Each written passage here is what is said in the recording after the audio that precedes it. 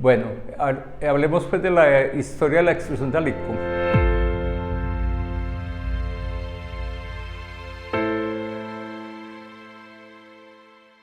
Anteriormente arrancó extrusión desde fundas, muy bien, para un embutido, un material que no era sellable. Pero en su momento llegamos, los ingenieros de su momento, que eran Jorge Franco y Ovidio Salazar, y desarrollan una extrusora. Y resulta que en el 89 Ovidio tenía muy claro con el doctor Alirio que iban a reemplazar las fundas que se importaban, que Alico era comercializador, entonces tenía cuticin, fibrosas, celulosas, etc. Y luego este reto de alguna manera fue aún mayor, porque era producir fundas de poliamida a partir de la poliamida 6,6, que es uno de los materiales más difíciles de procesar.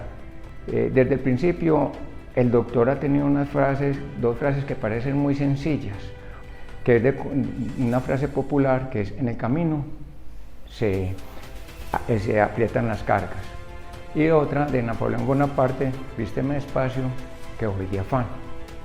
Cuando los campesinos, los arrieros, decían eso, era porque tenían muy claro sus objetivos, o sea, sabían para dónde iban con las cargas, con sus productos. Entonces los objetivos los teníamos claros, nos fuimos llenando pues productos, pero no teníamos cómo sacar una máquina perfecta, ni muy buena, ni iguales a las europeas o incluso a las canadienses. Eso era imposible. Pero el doctor se acosaba demasiado. Entonces, cuando teníamos eso estudiado, hagan, y dele, entonces nos saquemos, pero entonces ahí apretamos las cargas. Con mucha frecuencia, a veces diariamente debíamos parar la máquina, desbaratarla, proceder a limpiar, a limpiar las piezas. Como éramos poca gente, pues nosotros mismos ayudábamos ahí. Y viene otra cosa muy importante: los equipos, porque nosotros aquí hablamos a veces de grupos, pero son equipos. Cada colaborador tiene su función específica dentro de un equipo. Para el primer operario fue Juan Lorenzo, que ya está jubilado. Él tenía experiencia, digamos, en extrusión de polietilenos, tal vez también de polipropileno, pero no tenía ninguna experiencia en extrusión de poliamida. Entonces, era tan complicado ese tema inicialmente, que tuvimos que pensar en cómo mejorar esa máquina, y afortunadamente contamos en ese momento con don Arnulfo Ciro, que era una persona que tenía una experiencia y un conocimiento muy amplio en controles de temperatura, e instalamos en 1989 los mejores controles de temperatura que había en el mercado. Es que hemos tenido muchos retos. Mira, cuando empezamos con lo de Alifán, nosotros teníamos, entre comillas, todo preparado, pero resulta que nos mandaron unos materiales supremamente húmedos, y una compañía multinacional como Hess, Celanese, y llegó verde, eso no lo podía extruir nadie. Que llegó fuera de grado, y sobre todo nosotros con el desconocimiento, recuerdo que era un material como verdoso, y nosotros no sabíamos. Cada que extruíamos salía era como espuma. Y bueno, y eso era limpie, hasta que hablando pues con la gente que nos asesoró, una gente de Chile, recuerdo, nos dijo: no, ese material tiene que estar malo, y se trajo un material nuevo por vía aérea que venía de la compañía ICI de Inglaterra directamente. Pues eso fue una maravilla, porque desde ese primer día que llegó el material, recuerdo que a las 2 de la mañana logramos extruir sin inconveniente la primera vez la funda de embutido. Fue muy difícil porque fueron muchas trasnochadas, y en esas trasnochadas y todo teníamos que cumplir a CENU, dependíamos de CENU, entonces por eso no teníamos que trasnochar. Amanecía, yo llegaba aquí 7:30 y salía el otro día a 5 de la mañana, a veces a las 10 de la mañana. Extrusión permitió desarrollar un producto que se llamaba flexible. ¿Por qué? Porque rompía con esas limitaciones del PET polietileno y estaba dando unas mejores barreras. Con la poliamida se mantenía el producto fresco, con barrera, y 30, 35 días aún más, ¿cierto? Entonces la reducción de pérdidas fue grande y se ganó pues mucha credibilidad en el producto porque el producto se conservaba muy bien en el tiempo. Eso fue una cosa maravillosa. De ahí pues luego de eso muchas empresas más entraron a participar de esto y era realmente el producto que Colombia necesitaba. Ahí es donde está extrusión. Cómo transformar materiales que nos generen barreras, que nos permitan contener un producto y alargarle la vida útil. Bueno, ya en 1992 había una polémica ahí a nivel mundial de si debíamos irnos por el lado de laminación para obtener películas complejas para la barrera o si debíamos irnos por la coextrusión. Entonces nosotros, a pesar de que DuPont y esos nos decían que no tenía sentido que nos fuéramos por la coextrusión, nosotros sí decidimos avanzar en la coextrusión. Con Alirio, el doctor Alirio, ubicamos allá en Alemania una máquina pequeña usada como piloto para iniciar esta operación, que es lo que se llama la coextrusora 4 hoy en día. La coextrusora 4 fue una máquina muy importante porque nos permitió domesticar el proceso de coextrusión, sobre todo con poliamida, en una escala pequeña. Entonces ahí arrancamos en el 92 y en ese periodo 92 a 93 se construyó lo que llamamos la coextrusora 5, que ya ahí llevamos, digamos, el empaque de barrera, la bolsita vacío que llamamos mucho flexible, la llevamos ya a un volumen mayor y pudimos atender un gran segmento del mercado. Pero fue cuando ellos envasen la número 4, una máquina que procesaba burbujas hasta de 25-27 centímetros de ancho plano, y nos pasamos a una coextrusora 5 que fue de 1000 kilos, de 2000 kilos. Pero eran máquinas que realmente eran modificadas por nuestra área de ingeniería.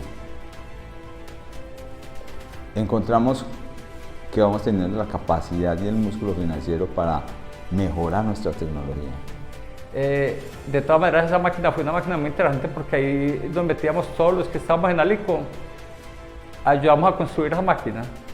Ahí día y noche perforando placas, le ayudábamos a este técnico colombiano.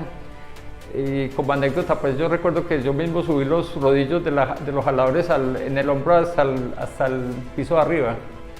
Y bueno, además de eso, horas y horas pues buscando el punto de la máquina, hasta que llegamos, digamos, dimos un pasito interesante que fue la coextrusora 11, que vino de una compra conjunta a un proveedor que llamaba Tubiplas, que la tuvo y no fue capaz de mantenerse en el mercado.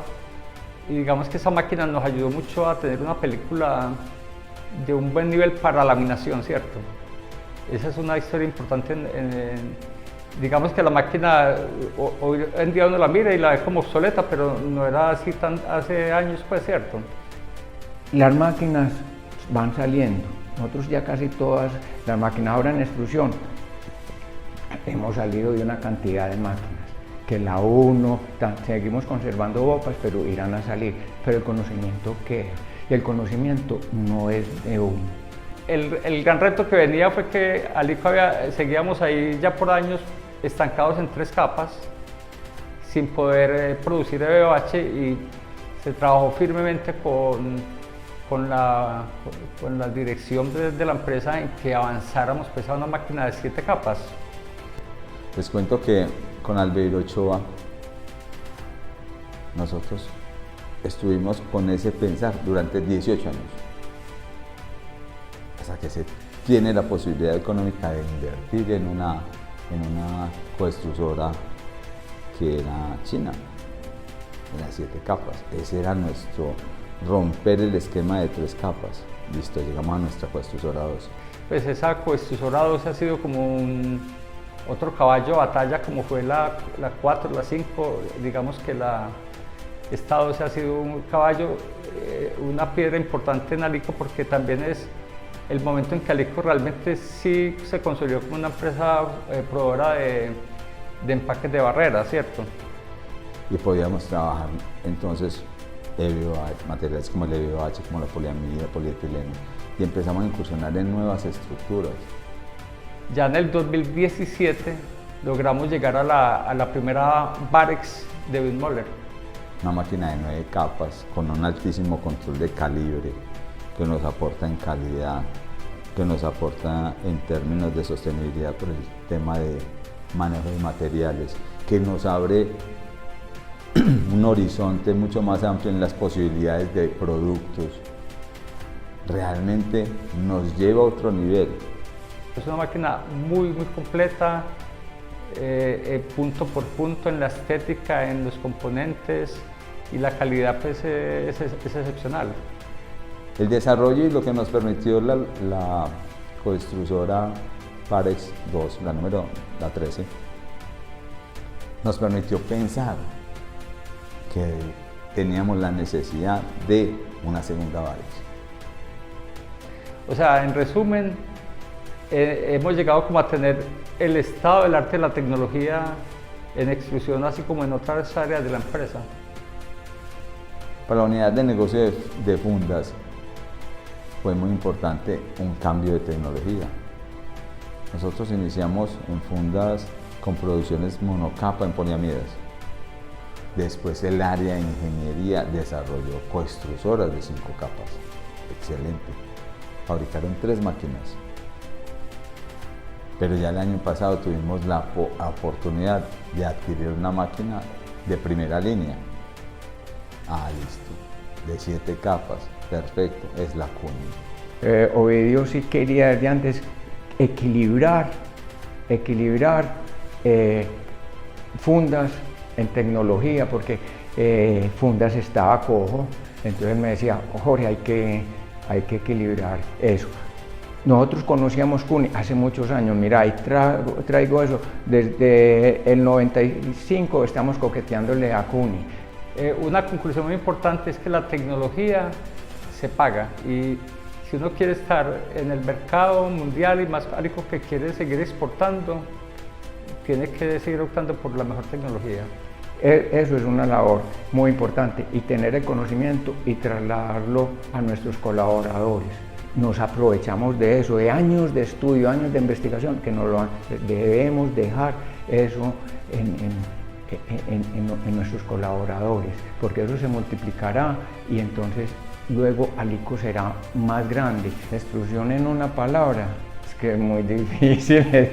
Extrusión es una columna vertebral de Alico porque, digamos, muchas compañías imprimen y laminan, pero la extrusión, sobre todo la extrusión con barrera, es lo que nos ha diferenciado a nosotros de las otras empresas y nos ha permitido llegar tan lejos como haber ganado estos premios del Dow Packaging Award por innovación en desarrollos.